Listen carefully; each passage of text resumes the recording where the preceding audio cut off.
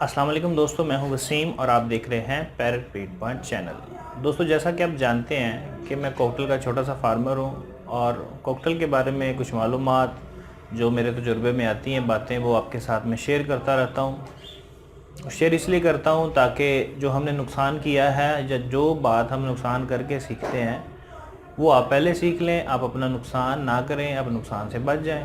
दोस्तों, इसी वजह से कुछ कॉकटेल के फार्मर मेरे साथ अटैच हैं, जिनमें कुछ पुराने फार्मर कुछ नए फार्मर हैं। दोस्तों, ऐसे ही एक नए फार्मर का आपको मैं आज किस्सा सुनाने जा रहा हूं, जिसकी मुझे कल ही कॉल आई है और उसने अपना बड़ा काफ़ी सारा नुकसान कर लिया है दोस्तों।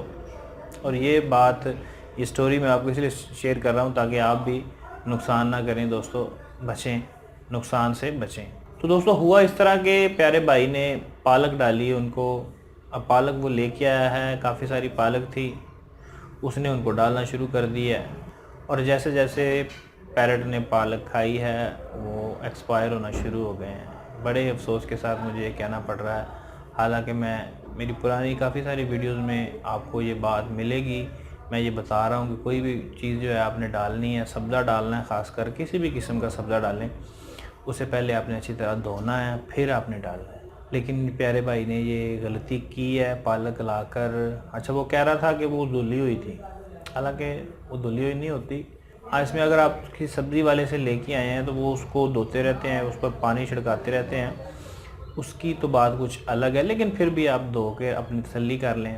वो मंडी से लेके आया, मंडी में जो फार्मर होते हैं पालक काश्त करते हैं वो वैसे ही काट कर ले आते हैं और बाज़ औक़ात उस पर कीड़े मार स्प्रे की होती है उन्होंने।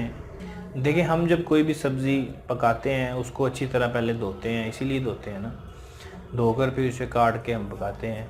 लेकिन जब भी आपने बर्ड्स को कोई भी सब्ज़ा ला के डालना है तो आपने उसको अच्छी से धोना है, धोकर आपने फिर उसे डालना है। अब इस प्यारे दोस्त ने 15 पेयर लगाए थे कॉकटेल के, जिनमें से 8 पेयर एक्सपायर हो गए।